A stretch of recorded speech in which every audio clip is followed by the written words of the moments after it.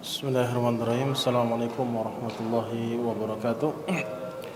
Alhamdulillah hamdan katsiran thayyiban mubarakan fi kama yuhibbu rabbuna wa yarda.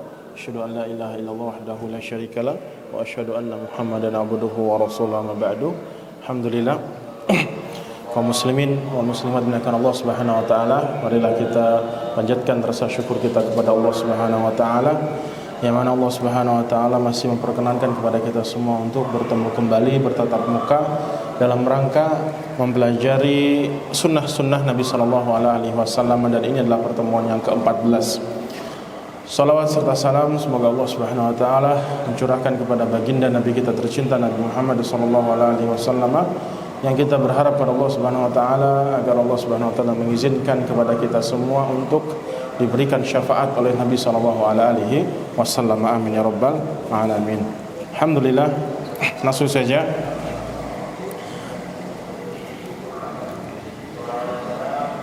Terakhir kita telah membahas pernyataan Abu Ghuddah kaitannya dengan pentingnya keluar dari rumah atau melakukan sebuah perjalanan dalam rangka mencari ilmu agama, karena itulah suatu kebiasaan, suatu rutinitas yang dilakukan oleh para ulama kita, sehingga mereka betul-betul memiliki banyak ilmu dan memiliki banyak guru dalam memahami agama yang sangat-sangat luas ini. Kalaulah misalkan mereka hanya berguru dengan 1, 2, 3 guru saja, mungkin mereka tidak mendapatkan banyak keluasan ilmu agama, sehingga kita tidak bisa mendapatkan ilmu dari para ulama tersebut secara mendetail, secara mendalam. Kenapa? Karena mereka hanya memanfaatkan para ulama di tempatnya saja ataupun di negaranya saja. Mereka tidak melakukan perjalanan keluar daerahnya, kalaupun itu dilakukan oleh mereka. Ternyata alhamdulillah Allah Subhanahu wa taala memberikan taufik kepada mereka semua, sehingga mereka betul-betul memiliki ilmu agama yang sangat-sangat mumpuni. Ilmu yang sangat-sangat mumpuni. Terkhusus contoh Syekhul Islam Ibnu Taimiyah, misalkan contohnya. Beliau kalau sudah dikatakan atau berbicara tentang masalah akidah, beliau pakarnya. Beliau kalau disuruh untuk menjelaskan ilmu fikih, beliau pakarnya. Semua madhab beliau tahu, 4 madhab beliau memahami, mengerti tentang pendapat-pendapatnya. Ketika beliau berbicara tentang ilmu tafsir, beliau pakarnya. Nah, itulah yang ingin kita kaji, dan juga kita berharap kita pun juga demikian, kita bisa memiliki banyak keluasan ilmu agama, sehingga kita betul-betul memanfaatkan waktu luang kita dan umur kita betul-betul berkah, berkah, sehingga kita betul-betul bisa mendapatkan kebahagiaan yang sebenar-benarnya, kebahagiaan tatkala kita telah berpisah dengan dunia kita. Baiklah, Bapak sekalian melakukan Allah Subhanahu wa taala, kita lanjutkan pernyataan dari pengarang. Setelah beliau menyampaikan pernyataan dari Abu Ghuddah, di sini kan banyak banget tuh, kita langkain saja beberapa paragraf, kita ambil yang paling penting, karena ini masih istilahnya pasal yang kedua tentang perjalanan dalam menuntut ilmu agama. Kemudian kita ambil pernyataan dari beliau sendiri, pernyataan dari beliau sendiri. Waqad sarat hadhihi ar-rahalatu ladal ulama'i sabiqina juz'an asilan min hayatihim al-ilmiyati, wa rahala al-ulama'u min ahli kulli ilmin, wa rahala al-mufassir wal muhaddits.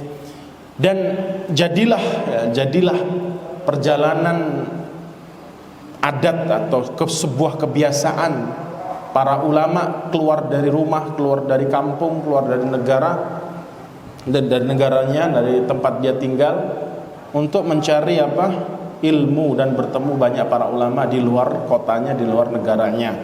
Itu sebuah kebiasaan. Jadinya itu sebuah kebiasaan, sebuah adat yang mau tidak mau mereka harus lakukan dan mereka harus kerjakan. Secara otomatis timbul pertanyaan, sehingga begitu banyak sekali waktu yang mereka luangkan untuk ilmu, kan gitu. Kalau orang sudah melakukan suatu perjalanan keluar rumah, itu tidak sedikit waktu yang dia gunakan untuk mencari tujuan tadi. Taruhlah dia ingin menjumpai seorang guru, yang guru itu mungkin sangat jauh, berpuluh dan beratus-ratus kilometer jauhnya dari rumah dia, maka dia harus menempuh jarak yang sangat jauh dan waktu yang sangat lama, habis waktu di situ. Sampai di rumah guru tersebut taruhlah sejam 2 jam, dapat ilmu dari 1 jam 2 jam. Jadi betul-betul apa istilahnya, mereka betul-betul tidak main-main dalam belajar ilmu agama, betul-betul sangat-sangat serius. Mereka nggak peduli besok makan atau tidak, tuh nggak peduli. Punya tabungan atau tidak tuh nggak peduli. Punya kerjaan tetap itu nggak peduli. Punya kerjaan tetap atau tidak tetap, pokoknya berangkat jalan.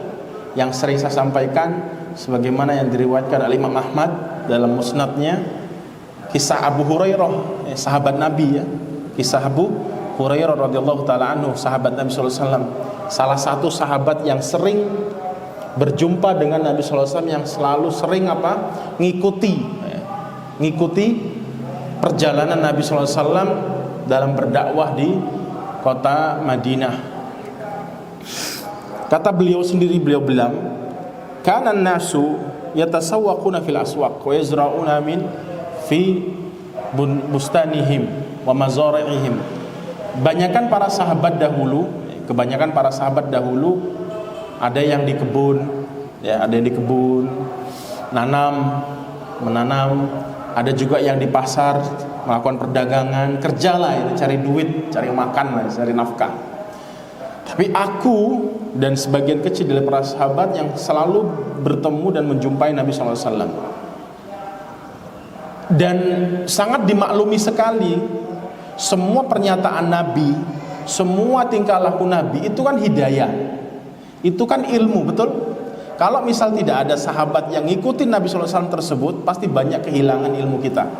Kita pasti akan banyak terluputkan faedah-faedah ilmu agama yang ingin diajarkan oleh Nabi SAW. Kenapa? Nabi SAW di sampingnya tidak ada siapa-siapa. Kenapa? Pada saat itu kebanyakan para sahabat pada di pasar, pada di ladang. Gitu ya, logikanya seperti itu. Sehingga Abu Hurairah, Allah berikan taufik kepada Abu Hurairah, Allah SWT berikan taufik kepada Abu Hurairah untuk selalu mendampingi Nabi SAW, sehingga beliau betul-betul mendapatkan banyak pelajaran dan ilmu. Dan beliau sendiri bilang, kalau lapar, kalau mau makan, beliau pamit sebentar dari Nabi SAW, pamit, ya. Dan beliau nggak punya pekerjaan tetap, beliau bukan pedagang, beliau bukan petani. Ya, beliau pamit, entah apa yang beliau lakukan, keluar dari, istilahnya pamit dari Rasulullah SAW, istilahnya tidak mengiringi Nabi SAW dengan beberapa waktu. Beliau keluar, mungkin cari sesuap nasi, sesuap makanan untuk mengganjal perutnya, kemudian beliau kembali lagi, nggak sempat untuk cari tabungan atau menambah banyak harta sehingga bisa punya banyak tabungan. Cukup hanya sekedar makan, selesai, nggak kerja lagi, ketemu Nabi SAW dan menimba ilmu dari beliau SAW. Nah, ini betul-betul Masya Allah umurnya mereka itu, umurnya para ulama betul-betul habis digunakan untuk mencari apa?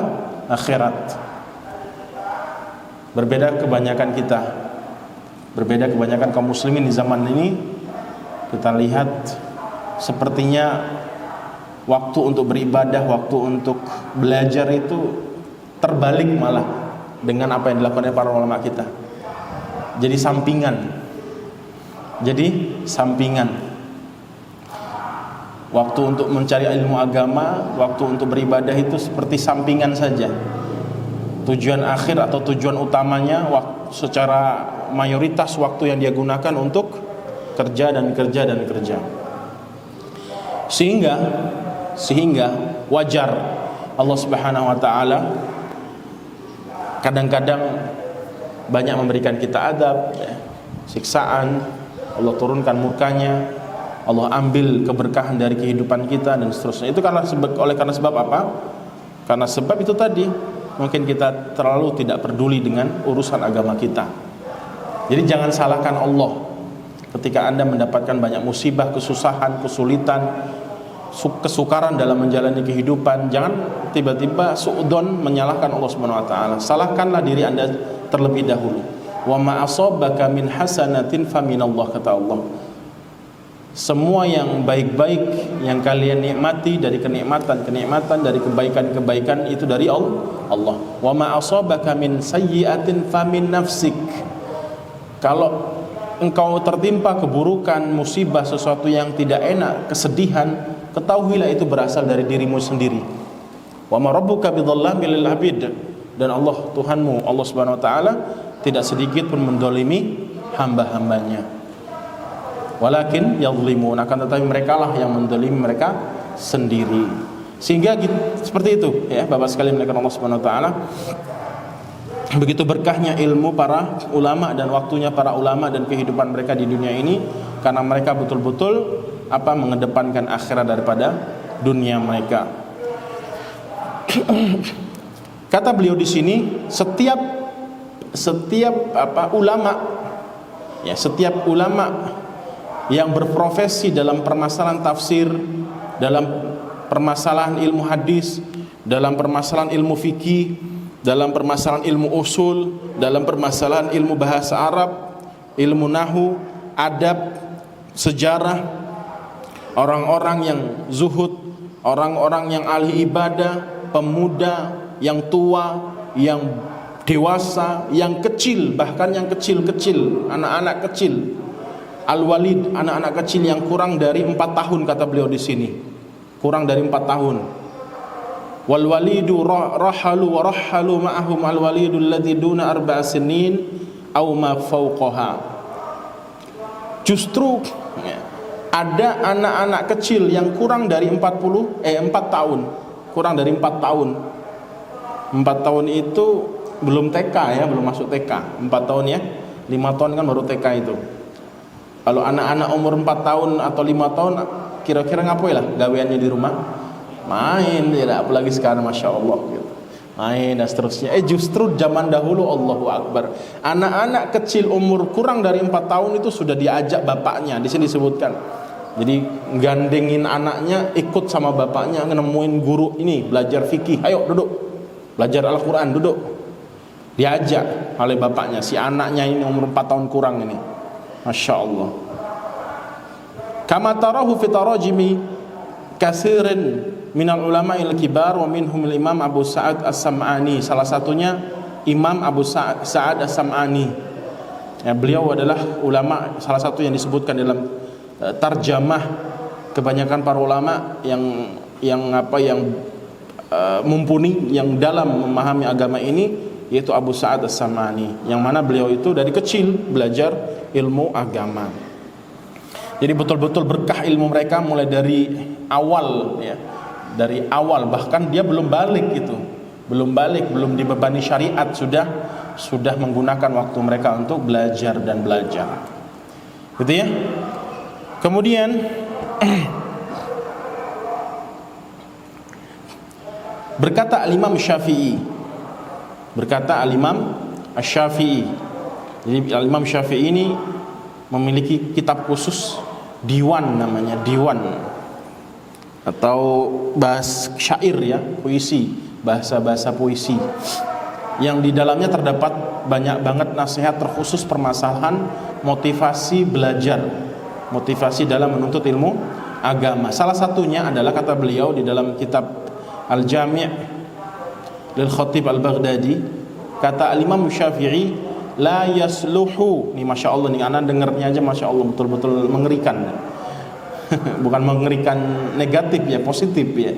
La yasluhu talabul ilmi illa limuflisin. Allahu Akbar. La yasluhu talabul ilmi illa limuflisin. Insyaallah. Kata Imam Syafi'i rahimahullah rahmatan wasi'ah, la yasluhu talabul ilmi, tidaklah pantas seorang menuntut ilmu atau tidak cocok, tidak baik orang yang menuntut ilmu, yaitu kalimatnya. Saya ulangi, kalimat beliau itu seperti ini. La yasluhu talabul ilmi, tidak cocok, tidak pantas, tidak baik penuntut ilmu itu kecuali. Jadi pada dasarnya penuntut ilmu itu nggak cocok, nggak baik, tidak mendapatkan kebaikan yang banyak, kecuali berarti mendapatkan kebaikan, kan gitu, ya enggak? Pengecualian, kecuali illa limuflisin, kecuali bagi penuntut ilmu agama yang miskin, yang bangkrut. Nangkap gak apa yang ingin diisyaratkan oleh Imam Syafi'i di sini? Saya ulangi, tidak mendapatkan kebaikan yang banyak, tidak bagus, tidak apik bagi penuntut ilmu agama, kecuali berarti pengecualian dari sesuatu yang tidak apik tadi, berarti bagus. Kecuali apa? Kecuali penuntut ilmu agama yang mana dia itu seorang yang bangkrut miskin. Bangkrut miskin.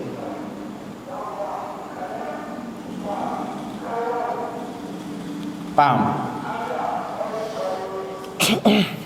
Nyambung nggak sama tema yang dibahas oleh beliau tentang perjalanan para ulama keluar negaranya dalam menuntut ilmu agama? Berarti di sini bisa dipahami, menuntut ilmu butuh banyak duit, butuh modal. Kalaupun dia banyak uang, pasti habis untuk cuma hanya beli buku, atau dia gunakan untuk melakukan perjalanan yang jauh, untuk transport, PP, pulang pergi, tinggal di sana, taruhlah netep di sana, mungkin nyewa kontrakan, kosan di sana, kan pakai duit tuh agar bisa tiap hari ketemu syekh, ketemu guru, belajar terus sama guru tersebut. Kan nggak mungkin misal kita dari Palembang nemuin guru misalkan di Aceh, misal contoh, kemudian kita hanya 1 hari di sana balik, kan nggak mungkin, sayang.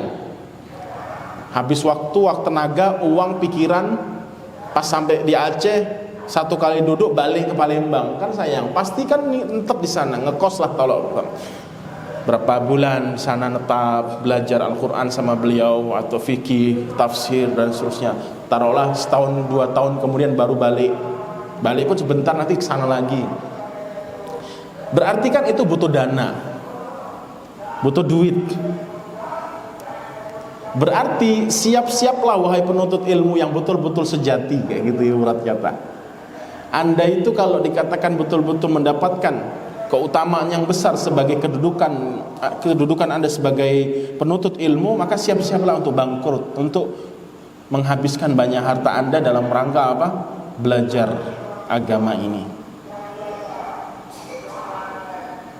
Paham ya? Kalau misalkan kita masih pelit-pelit, misalnya ada sebuah kajian bahas tentang kitab A, butuh iuran untuk beli bukunya atau fotokopinya, taruhlah 100.000 misalkan. Kita masih berat-berat, tandanya itu kita masih belum ikhlas menuntut ilmu agama, atau kita tidak mendapatkan banyak kebaikan dalam keadaan kita atau kondisi kita sebagai penuntut ilmu agama. Kenapa? Banyak faktor. Salah satu yang ingin saya tekankan di sini adalah kurangnya keyakinan kita terhadap alam yang akan kita jalani bersama setelah di dunia ini. Itu masalahnya, cuman itu kebanyakannya yang paling ditekankan oleh Allah Subhanahu wa taala dalam banyak Al-Qur'an, itu kurangnya keyakinan kita. Oke, kita yakin, betul kita yakin, cuman berapa persen gitu, bahwasanya ada kehidupan setelah kehidupan di dunia tatkala orang telah meninggal dunia. Ketika dia betul-betul meyakini seyakin-yakinnya secara 100% kalau ada kehidupan setelah kematian, berarti dia ingin mencari bekal untuk kesana gitu loh. Sebagaimana seorang yang betul-betul semangatnya luar biasa untuk mencari bekal di dunia, dia keluarkan semua upaya, daya dia, tenaga dia, pikiran dia, bahkan modal. Dia jual sawahnya, rumahnya, untuk biar sekolah di kedokteran, biar nanti lulus duitnya banyak, ya kan? Logikanya seperti itulah ketika orang betul-betul sangat mencintai dunianya. Berbeda dengan orang yang beriman kepada Allah Subhanahu wa taala. Dia lebih panjang, pandangannya tuh lebih panjang. Planningnya tuh sangat jauh. Lebih jauh daripada orang-orang yang hanya sekedar menjadikan dunia sebagai tuannya, memperbudak dirinya sebagai budak dunia.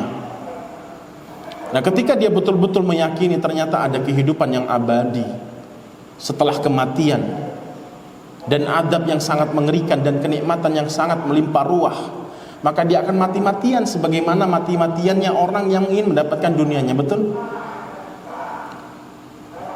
Sehingga gak peduli uang 1 juta dia keluarkan untuk beli kitab ini, untuk dia berangkat ke kota A, ikut program kajian tentang ini misalkan. Gak peduli habis duit itu, gak peduli. Itu dia berpikir bahwa ini invest ini. Dia itu nabung sebenarnya, yang dia akan rasakan setelah dia mati nanti. Itulah, itu makanya Allah Subhanahu wa taala banyak banget menerangkan di dalam ayat khusus, surat khusus. Yang pernah saya bahas, apa, surat Al-Humazah. Tadi baca itu tadi kan? Iya kan? Al-Humazah, wailul likulli humazatil lumazah. Celakalah orang yang pengumpat dan pemfitnah. Alladzi jama'a mal, siapa mereka itu? Alladzi jama'a mala wa addadah, yang suka ngumpulin harta dan dihitung-hitung. Maksudnya apa? Allah menggabungkan dua kata kerja, jama'a mala wa addadah, mengumpulkan harta dan menghitung-hitungnya. Apa maksudnya? Ketika sudah dikumpulkan, jangan sampai yang sudah dikumpulkan ini berkurang sedikit pun kecuali dia yang nikmati. Pelit maksudnya. Orang yang suka menderma, yang menikmati kan sebenarnya orang yang diderma, yang dikasih, yang disedekahi, kan itu ini. Orang yang menderma sebenarnya secara kasat mata yang menikmatin uang tersebut bukan orang yang menderma, tapi yang diderma. Betul ya? Ketika orang pelit itu yang Allah katakan dalam surat ini, jamaah, dia kumpulkan, wah hari ini sudah berapa juta, wa addadah, dihitung 1, 2, 3 juta, 5 juta, dan seterusnya. Itu maksud, bukan suatu, tidak masalah ngitung uang itu, tidak masalah kalau memang itu tujuan kita untuk menghitung, tidak masalah. Ini menghitung di sini yang dicela oleh Allah Subhanahu wa taala maksudnya adalah jangan sampai lembaran-lembaran rupiah yang dikumpulkan tadi dia tidak nikmati sedikit pun kecuali dia yang nikmati. Jangan sampai orang lain yang nikmati, itu maksudnya dia kikir. Yahsabu anna malahu akhladah, dia kira harta yang dia kumpulkan tadi, yang dia hitung-hitung tadi, membuat dia kekal abadi selama-lamanya di dunia. Maksudnya hidupnya itu cuma di dunia saja, maka dia betul-betul mati-matian untuk mendapatkan kenikmatan dunia. Yahsabu anna malahu akhladah, dia kira hidup di dunia ini selama-lamanya. Jadi orang yang betul-betul menjadikan dirinya sebagai budak dunia itu seakan-akan hidupnya itu hanya di dunia saja. Dia tidak mengimani kehidupan setelah kematian. Seakan-akan dia tidak meyakini namanya kematian, padahal itu betul-betul nyata dan ada. Iya kan? Kita semua meyakini sesuatu yang disebut dengan kematian. Tetapi terkadang mata kita, telinga kita, lisan kita, tangan kita, kaki kita mendustakan keyakinan tersebut. Betul? Betul atau tidak? Tanya perampok, pembegal, pembunuh, penzina, pemabuk, tanya kepada mereka, kamu percaya nggak dengan kematian? Percaya mereka. Cuman kok perbuatan yang mereka lakukan itu seakan-akan tidak percaya bahwasanya ada kehidupan setelah kematian. Kalla la yumbadanna fil hutama. Tidak, sama sekali tidak. Apa? Mereka akan dicampakkan ke dalam hutamah. Apa hutamah? Wa ma adraka mal hutamah. Tahukah engkau wahai Muhammad hutamah itu apa? Narullahil muqadah, neraka Allah yang panas, yang menyala-nyala. Allati tattali'u 'alal afidah, yang apinya, panasnya membakar sampai ke jantung-jantung, ke hati-hati, ke dalam. Jadi kalau kita mau masak sesuatu itu kan yang gosong luarnya, ya toh. Taruhlah yang dalam panasnya biasa-biasa aja, yang gosong itu di luar. Tapi neraka jahanam atau neraka hutamah ini akan membakar seseorang yang apinya itu akan masuk menyulut langsung berkobar di dalam tubuhnya manusia ini. Saking panasnya luar biasa. Gosong juga dalamnya itu misalnya. Ngeri banget. Allati tattali'u 'ala al-afidah. Innaha 'alaihim mu'sadah. Sudah dimasukkan di dalam neraka, ditutup lagi. Ditutup. Ada penutupnya. Kalau ditutup pasti lebih panas kan? Logikanya kalau kita masak, fi amadim mumaddadah. Dia diikat di tiang-tiang yang panjang sehingga nggak akan mungkin mereka keluar, lari. Sudah diikat di tiang yang tinggi, yang panjang, ditutup lagi. Nggak akan mungkin dia bisa keluar dari neraka. Kullama aradu an yakhruju fiha u'idu fiha. Ketika dia ingin keluar, Allah kembalikan, Allah tarik lagi orang tersebut. Siapa mereka? Itu tadi orang yang mungkin terlalu berlebihan memuja dunianya, jadi menjadikan dunianya sebagai tujuan utama. Maka penuntut ilmu tidak seperti itu. Penuntut ilmu agama tidak seperti itu. Dia jadikan akhirat dia adalah tujuan akhir dia, tujuan utama dia dalam menjalani kehidupan di dunia ini. Maka yang sering saya tekankan kepada Bapak sekalian melakukan Allah Subhanahu wa taala, kaum muslimin dan muslimat dimanapun Anda berada, kaitannya dengan permasalahan ini. Problemnya itu tadi satu, yang mendasarinya adalah sebagaimana dikatakan oleh Imam Al-Qayyim dan Abdul Aziz di dalam Syarah Aqidah Tahawiyah. Dia beliau mengatakan bahwasanya orang yang hidup di dunia ini, orang yang hidup di dunia ini itu kan terdiri dari badan dan ruh. Jadi manusia ini terdiri dari badan dan ruh. Yakin ruh itu ada? Yakin nggak? Ada ya, yakinnya. Buktinya apa? Tadi barusan ngobrol sama teman kita, ternyata dia sudah meninggal dunia. Kok dibangun-bangunin nggak bangun-bangun? Berarti ada yang hilang dari jasadnya, betul? Berarti betul ada namanya ruh, betul ya? Ketika seseorang hidup di dunia ini, yang mendominasi kenikmatan ataupun adab, adalah badan. Ruh hanya ngikut saja. Ruh itu hanya ngikut saja. Taruhlah 20%. 80%-nya badan yang merasakan adab ataupun nikmat. Sehingga wajar orang lebih semangat berlomba-lomba untuk mencari kebutuhan badannya. Kebutuhan apa? Badannya daripada kebutuhan ruhnya.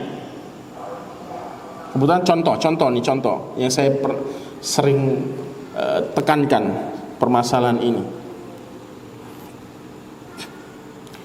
Perlu digarisbawahi di sini. Dokter. Ada dokter miskin? Ada nggak? Dokter yang hidupnya pas-pasan? Ada nggak? Tidak ada kan? Rata-rata apa? Kaya-kaya semua. Kenapa? Itu tadi. Ketika orang itu sakit sedikit aja atau pilek mungkin udah berapa hari, pasti datang ke dokter. Berapa dok? 200. Tidak masalah 200 keluarin. Ke rumah sakit berhari-hari 2 juta, tidak masalah. Karena dia adalah orang yang khusus spesialis apa istilahnya kaitannya dengan masalah badan. Orang yang bisa mengobati dari sisi badan manusia. Sehingga manusia kebanyakan betul-betul sangat bersemangat ketika berobat dengan mereka. Karena itu tadi tuntutan di dunia, kehidupan dunia ini. Kalau ruh misalkan, ruh sebaliknya, dokter ruh. Siapa dokter ruh itu? Ustadz, kiai, syekh. Misalkan dia buka klinik guru atau syekh ya, atau ustadz buka klinik gitu, pengobatan ruh, mengatasi segala macam bentuk penyakit hati, kegalauan dan seterusnya lah, judul-judul banyak lah. pasti insya Allah jarang yang datang, dikit pasti yang datang. Bahkan ustadz datang di sebuah tempat membuat majelis, membuat seminar bahasanya bagaimana ruh itu sehat, yang datang sedikit, gratis padahal. Gratis. Boro-boro ustadznya minta satu orang ini kan sejam nih, saya minta 200.000 setiap orang. Nggak akan mungkin mau. Kenapa? Karena pembahasannya adalah ruh. Pembahasannya adalah ruh. Nah, ruh juga butuh makan sebagaimana badan butuh makan. Makanannya ruh yaitu sesuatu yang turun dari langit, karena ruh turun dari langit. Ruh turun dari langit. Badan makanannya dari tanah, karena badan dari tanah. Itu kata beliau, kata Imam Al-Qayyim. Di sini kita melihat perbedaan yang sangat jauh. Begitu besarnya perhatian kita, kebanyakannya manusia, untuk mementingkan kebutuhan badan daripada ruh. Padahal kunci sukses atau kunci kesuksesan ataupun barometer tolak ukur kebaikan seseorang ataupun keburukan seseorang adalah masalah ruhnya, masalah hatinya. Makanya seharusnya kita jangan kalah lah, setidak-tidaknya jangan kalah. Kita semangat pula untuk menjadikan badan kita sehat, menjaga kebugaran tubuh kita, begitupun menjaga ruh kita jangan sampai kalah. Kita beri makanannya, kita beri gizinya sebagaimana semangatnya kita memberikan gizi makanan badan kita atau jasad kita. Nah, seperti itulah pola pikir orang yang beriman kepada Allah Subhanahu wa taala, yang betul-betul cerdas dalam memilih pilihan, dan dia betul-betul memilih akhirat daripada dunianya. Wal akhiratu khairun wa abqa. Kemudian kata Imam Syafi'i, masih pernyataan beliau. Kata beliau rahimahullah rahmatan wasi'ah, la yatlubu hadzal ilma man yatlubuhu bitamalluli. Tidak mungkin orang itu bisa mendapatkan ilmu ini dengan apa? Dengan cepat bosan. Jadi dikit-dikit bosan, ketemu ustadz itu lagi, belajar itu lagi, susah banget, stres itu rasanya, nggak ngerti-ngerti ini ilmu ini. Banyak kayak gitu terkadang. Cepat bosan dia, maka nggak berhasil dia menjadi seorang penuntut ilmu agama. Aduh, pegel lama banget duduknya sila kayak gini, macam-macam lah yang membuat dia bosan, tidak bersemangat dan tidak bersabar untuk menahan segala macam bentuk kesusahan tatkala menuntut ilmu agama. Nggak mungkin orang bisa sukses dalam menuntut ilmu agama kecuali orang-orang yang memang bersabar, yang dia nikmati sesuatu yang tidak enak tadi. Jadi menikmati sesuatu yang tidak enak itu dia betul-betul merasakan ketenangan.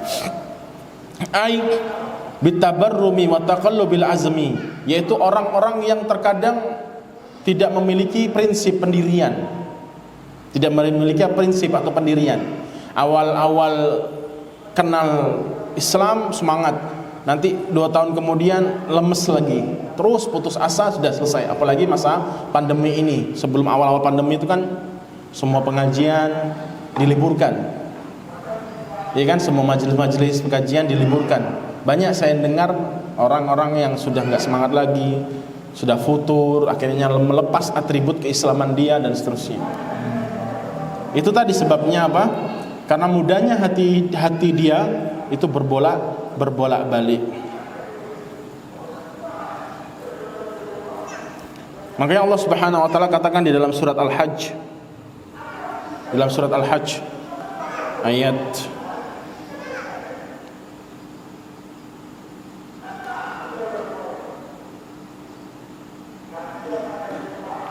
Al-Hajj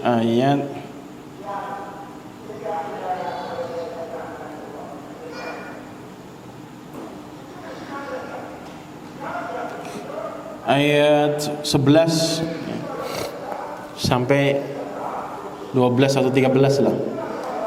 Allah Subhanahu wa taala katakan, wa minan nasi may ya'budullaha ala harf, dan sebagian manusia beribadah kepada Allah dengan secara harf. Jadi sebagian manusia beribadah kepada Allah dengan cara harf. Harf itu apa? pinggiran. Dunia enggak, akhirat enggak. Maksudnya masih ragu-ragu, mudah terombang-ambing dengan keadaan. Wa minan nasi may ya'budullaha ala harf fa in asabahu khairun itma'anna bihi. Ketika dia mendapatkan kebaikan dari ibadah dia kepada Allah, tenang hatinya. Ketika dia mendapatkan kebaikan dari ibadah dia kepada Allah SWT, tenang hatinya. Sebaliknya, wa in asabathu fitnatun inqalaba ala wajhi khasirat dunya wal akhirah. Sebaliknya, ketika mendapatkan keguncangan, mendapatkan musibah, cobaan, fitnah cobaan atau ujian, inqalaba ala wajhihi, wajahnya mulai berubah. Awalnya tadi tidak senyum, awalnya tadi senyum, berseri-seri ketika mendapatkan kebaikan dari ibadah dia, mendapatkan ketenangan, akhlaknya baik. Ketika ditimpa dengan musibah, karena itu konsekuensi keimanan, musibah, karena dia nggak kuat, karena dia beribadah kepada Allah dengan cara harf, yaitu nanggung-nanggung gitu istilahnya, nanggung-nanggung harf. Maka ketika mendapatkan ujian musibah, inqalaba ala wajhihi, berubahlah mukanya, mulai muram lagi, masam lagi, susah lagi, sedih lagi, mudah terpengaruh intinya. Khasirat dunya wal akhirah, dia telah mendapatkan kerugian di dunia dan akhirat, mendapatkan kerugian dunia akhirat. Dzalika huwal khusran mubin, itulah kerugian yang nyata. Itulah kerugian yang nyata. Surat Al-Hajj ayat 11. Maka kita berusaha untuk maksimal gitu ya. Jangan berpikiran yang penting masuk surga. Yang penting masuk surga, yang penting nggak diadab. Jangan berprinsipkan seperti itu. Yang penting wajib-wajib baik. Kita harus maksimal. Sebagaimana ketika kita diberikan dua pilihan akan dunia kita, pasti kita milih yang paling maksimal kan. Kalau Anda diberikan dua pilihan, bekerja di tempat A yang gajinya 10 juta per bulan, di tempat B gajinya per bulan 1 triliun, kan nggak mungkin Anda pilih yang A yang gajinya cuma 10 juta sebulan, ya kan? Pasti maksimal. Itu dunia ya. Kalau ketika kita diberikan pilihan di dunia, kok malah pilihan akhirat kita nggak mau yang maksimal. Itu menunjukkan apa? Lemahnya keimanan kita kepada Allah Subhanahu wa taala. Seakan-akan kita ragu dengan janji-janji Allah Subhanahu wa taala. Kemudian kata Imam Syafi'i, wa ghinan nafsi fayufliha, dan enggak beruntung, enggak pantas penuntut ilmu itu hanya mencukupkan dirinya sendiri, merasa cukup gitu ya. Ghina nafs, cukup. Jadi ada kepuasan ketika belajar, ada cukup saya belajar kitab ini, dah nggak usah belajar lagi. Itu tidak boleh seperti itu. Oh, saya sudah belajar sama guru A tentang permasalahan A, dah cukup, tidak usah belajar lagi gitu maksudnya. Sikap seperti ini sikap yang tercela. Dia tidak menjadi penuntut ilmu yang sejati dan tidak mendapatkan banyak kebaikan. Walakin man talabahu bi badlatin nafsi, akan tetapi justru seharusnya penuntut ilmu itu adalah betul-betul mengerahkan semua jiwanya. Wadiqil 'aishi, yaitu dia siap miskin, siap susah, siap menderita, siap sakit, siap bersedih ketika menjalani perjalanan sebagai penuntut ilmu agama.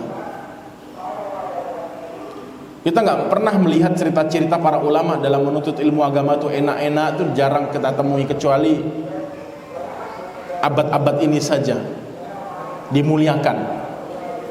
Walaupun tidak secara keseluruhan mereka mendapatkan kenikmatan yang begitu banyak tatkala melakukan perjalanan dalam menuntut ilmu agama. Tapi kebanyakan para ulama zaman dahulu susah-susah, sedih-sedih semua. Kisah-kisahnya itu sedih-sedih semua. Yang itu yang akan kita baca insyaallah setelah kita membahas beberapa poin tentang adab-adab dalam menuntut ilmu agama. Wa khidmatil ilmi aflah, dan dia betul-betul menjadi pelayannya ilmu agama, dan dia termasuk orang-orang yang sukses. Selanjutnya, itu di dalam kitab Tadribur Rawi di Suyuti, kitab hadis itu ya. Kitab hadis, pernyataan Imam Syafi'i dijelaskan di dalam kitab hadis. Kata pengarang, wa min fawaidir rihlati fi talabi nadhkuru minha. Dari beberapa faedah-faedah tatkala penuntut ilmu itu keluar dari rumahnya, keluar dari kampungnya, itu ada banyak faedah, ada beberapa faedah. Di sini disebutkan 4 faedah. Apa faedahnya sih? Seseorang itu tidak mencukupkan belajar di tempatnya saja, di majelisnya itu saja. Dia pergi ke luar negara, kotanya, untuk mencari banyak guru dan seterusnya. Apa faedahnya? 1. Tahsiluhum lil ilmi wa tamakkunuhum minal jawanibil ilmiyati, yaitu mereka betul-betul mendapatkan banyak ilmu agama dan memungkinkan bagi mereka untuk menguasai semua sisi cabang ilmu agama. Makanya sudah pernah saya singgung pertemuan yang lalu, ulama itu tidak gampang menghukumi suatu hukum ini halal, ini haram, itu nggak gampang. Maksudnya nggak gampang itu bukan maksudnya ketika ada dalil satu dalil, kemudian haram, kemudian halal, kemudian sunnah, kemudian wajib. Enggak seperti itu. Enggak sesimpel itu ketika menghukumi suatu permasalahan. Ketika ada suatu permasalahan, mereka mendatangkan dalil A, B, C, D, E, F, G, H, I, J. Kumpulkan semua, itu yang disebut dengan dalam ilmu hadis jam'u turuq. Mengumpulkan banyak jalur hadis dalil. Permasalahan A ini kira-kira ayatnya apa, hadisnya apa, kayak gitu. Kumpulkan, ada 10 hadis misalkan, 10 ayat misalkan, baca. Oh, kesimpulannya bahwasanya permasalahan ini berangkat dari 10 hadis, 10 ayat ini, permasalahan A haram. Kan susah itu, nggak mudah.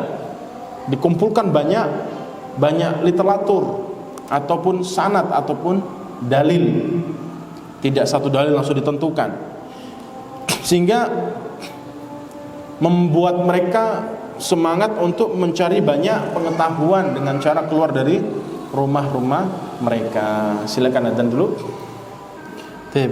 Kita lanjutkan. Jadi sehingga dia banyak memiliki pengetahuan ilmu agama dari segala cabang secara mendetail, dari segala cabang dan mendetail, tidak terfokuskan pada satu tema, ketika dia banyak guru atau banyak melakukan perjalanan keluar dari rumahnya atau dari kampungnya. 2. Tatbiquhum wa amaluhum bima alimu, yaitu penerapan mereka, amalan mereka dari apa yang mereka ketahui, itu mengamalkan ilmu agama mereka, bukan hanya tahu doang, bukan mengilmui doang, karena semua orang semuanya bisa mengilmui suatu ilmu, mengetahui sebuah ilmu. Tapi yang terkadang susah kita temukan orang-orang yang diberikan taufik, yang dia betul-betul mengamalkan ilmunya. Nah, ini yang susah. Nah, ketika dia banyak melakukan perjalanan dan banyak menemui banyak guru, maka dia betul-betul akan bersemangat untuk mengamalkan ilmunya, berakhlak maksudnya. Liyusbihu alimina amilin, sehingga mereka menjadi ulama yang alim, yang memiliki ilmu yang dalam, mumpuni, dan ulama yang selalu beramal soleh. 3. Nashruhum lima ta'allamu fihi minal ilmi fi rahalatihim, yang mana mereka itu ketika melakukan melakukan perjalanan, pasti mereka akan banyak menebar ilmu dari apa yang mereka ketahui dalam perjalanan mereka. Misalkan mereka misalkan ke perjalanan menuju ke tempat A, pastikan dalam perjalanan banyak bertemu orang, berdakwahlah dia, ngobrol-ngobrol, ngasih banyak nasihat, ngajarin ini, sambil di dalam perjalanan, kayak gitu istilahnya. Jadi banyak yang akan mendapatkan faedah dari perjalanan para ulama, orang-orang yang ditemui istilahnya dalam perjalanan mereka. Itu faedah dari perjalanan para ulama keluar dari kampung mereka dalam menuntut ilmu agama. 4, wattisa'uhum fit thaqafatil amati, luasnya wawasan mereka dalam permasalahan adat istiadat ataupun kebiasaan masyarakat dimanapun mereka berada. Jadi tahu mereka ini kebiasaan masyarakat A, B, C, D, mereka tahu. Kenapa? Karena mereka langsung melihat dan langsung menyaksikan kebiasaan di sana, sehingga mereka bisa menghukumi, memberikan fatwa, memberikan penjelasan hukum.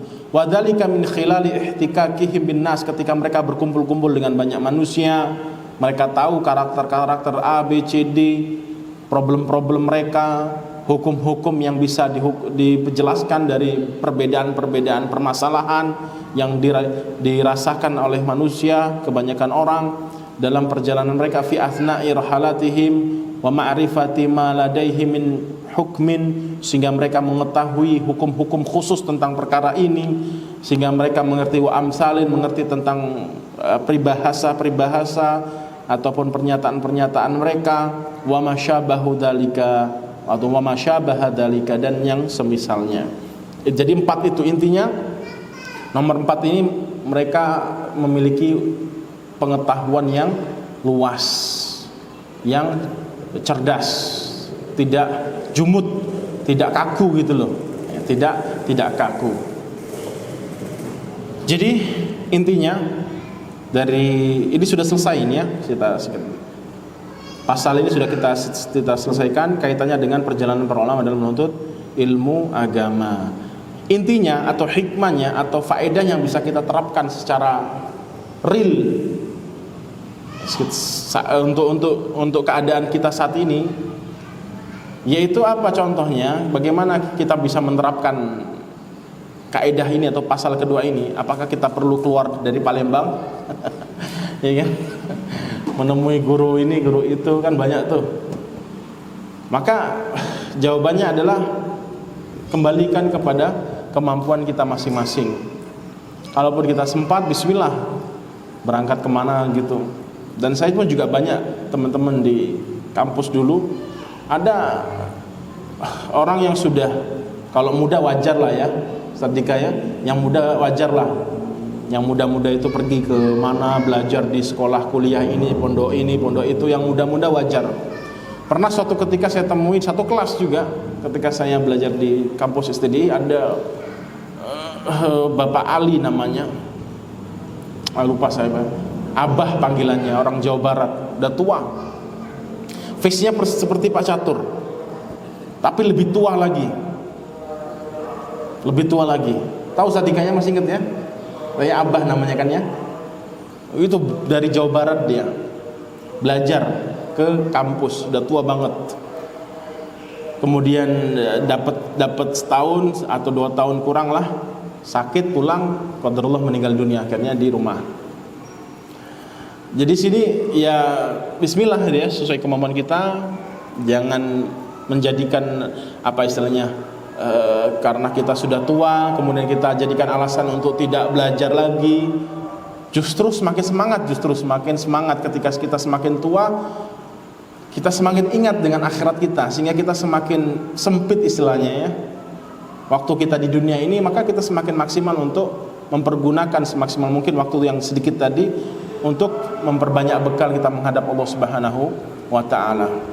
Itu yang pertama. Yang kedua, kalau kita misalkan nggak bisa keluar dari Palembang ini, ya kita banyak banget di Palembang ini pengajian-pengajian. Kalaupun bisa datang di hari ini di sini, di waktu lain mungkin di sana, di sini dan di sana terus. Kalau kita memang bisa mendatanginya, dan insya Allah banyak banget kajian-kajian kita di Palembang ini. Nah itu cara kita untuk menerapkan kaidah ini, yaitu melakukan sebuah perjalanan tidak di tempat ini saja. Sehingga ketika kita pergi di daerah sana, misalkan pengajian di sana kita hadiri selama kita mampu dan bisa, maka itulah penerapan kita dalam menjalankan adat istiadat para ulama terdahulu, yaitu melakukan sebuah perjalanan tidak mengandalkan pelajaran di tempat kita saja, yaitu di sini aja misalkan contoh. Itu yang pertama. Yang kedua, yang ketiga, apalagi di zaman kita saat ini, masya Allah sangat cepat informasi kan. sambil nyantai di rumah atau sambil di kantor mungkin tidak mengganggu pekerjaan kita dan mungkin diperbolehkan oleh atasan, ya sambil nyetel pengajian, sambil nyantai, apalagi ibu-ibu sambil masak sambil nyetel pengajian. Banyak banget itu di YouTube itu yang pengajian secara runtutan, yang silabusnya jelas. Ikuti itu. Nah, itu cara kita untuk menjamak banyak ilmu, menjamak banyak guru, sehingga kita betul-betul memiliki pengetahuan yang sangat luas. Terakhir, saya ingin ulangi lagi yang pernah dan sering saya sampaikan. Ketahuilah, semua kata yang kita dengar, yang kita ketahui, yang kita pelajari, yang kita amalkan dari ilmu syariat ini, dari pernyataan Allah dan Rasulullah SAW, ketahuilah itu akan mempengaruhi keadaan kita pada hari kiamat kelak. Wa akhiru da'wana alhamdulillahirabbil alamin. Subhanakallahumma wa bihamdika asyhadu an la ilaha illa anta astaghfiruka wa atubu ilaik. Wassalamualaikum warahmatullahi wabarakatuh.